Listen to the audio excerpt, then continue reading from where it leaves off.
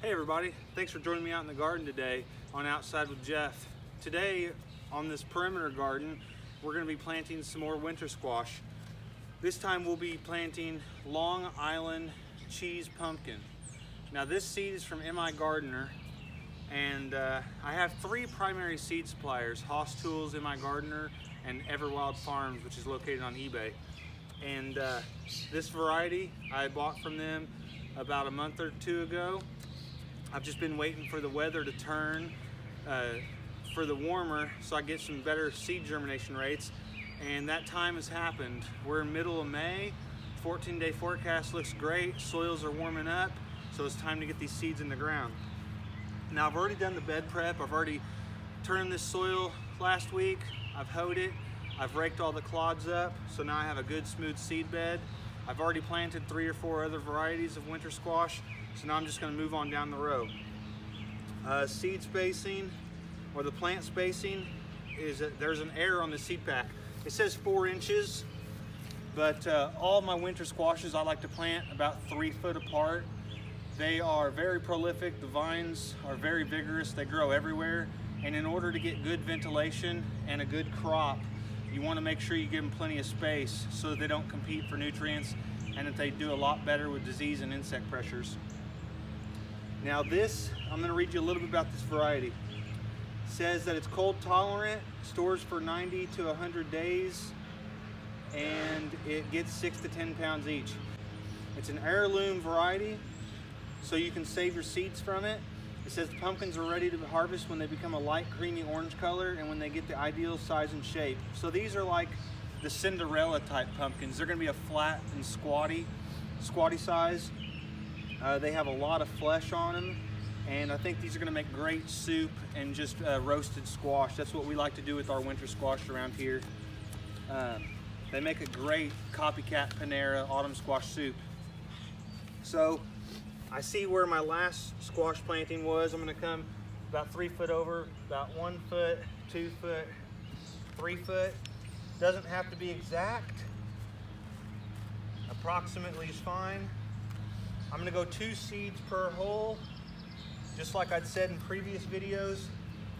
I like to, even if the germination rate on the seed packet says it's over 90%, I like to do 2 per hole.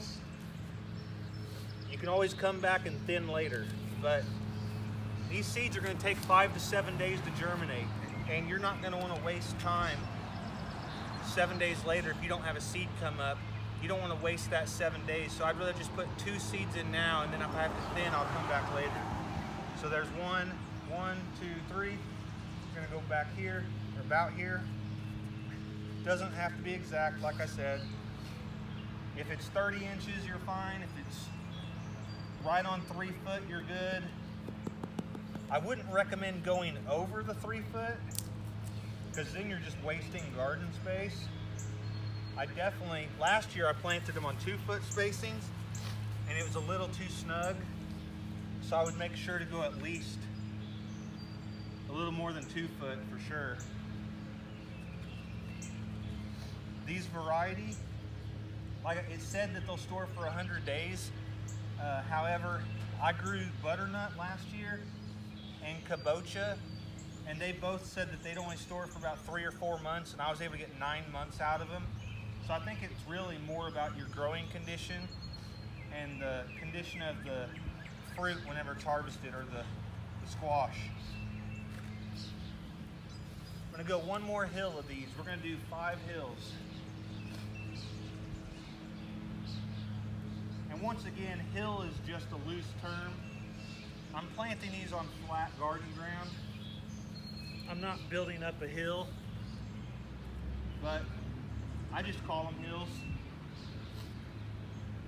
The sticks I'm just using as a marker so that as I water, I can make sure to get a good damp area in that general vicinity. And when I water all these in, I don't like to just focus right there, because if you think about it, soil, it's going to have like wicking properties. So if all the soil around the seeds is dry and I just water right where the seed is at, the surrounding soil is going to draw that moisture away. So I like to do like a good solid foot around that seed at first, just to make sure that the surrounding soil is not sucking all the moisture away from my seed. Now once the plant comes up, I'll just water directly under the plant itself. I won't water as much area around it, and also, you know, cultivation, shallow cultivation and stuff to keep any weeds that try to pop up from that watering circle. You know, you can take care of those easy enough. I just did some shallow cultivation off video earlier around my squash. It took all of 30 seconds per plant. Just knocked down all the little weeds that were trying to grow up around them. It really helps not only conserve moisture, but well, thanks for joining me on this growing guide for the Long Island cheese pumpkin. If you found this informative at all, I'd appreciate it if you'd like this video. Drop a comment down below, subscribe to the channel, and from my garden to yours, have a great day.